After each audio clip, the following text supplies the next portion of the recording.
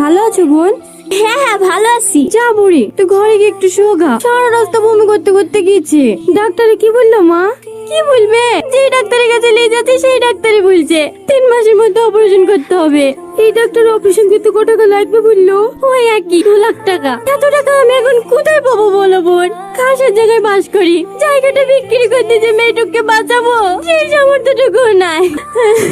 কাঁদো না বোন, সালমাকে আমার সাথে পাঠিয়ে দাও। 3-4 মাস দিল্লিতে কাজ করলেই 1 লাখ টাকা ইনকাম হয়ে যাবে। আর আমাদের মহাজনটাও খুব ভালো, 50,000 টাকা অ্যাডভান্স নিয়ে দেবো, ওইতে ছোট বোনের অপারেশনটা হয়ে যাবে। তাহলে ঠিকই বলছে মা, আমাকে যেতে দাও, আমি আর ছোট কষ্ট দেখতে পাচ্ছি না।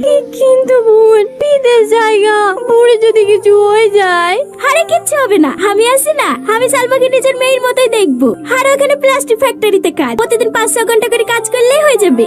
কোনো অসুবিধা হবে না তো? না না, কোনো অসুবিধা হবে না।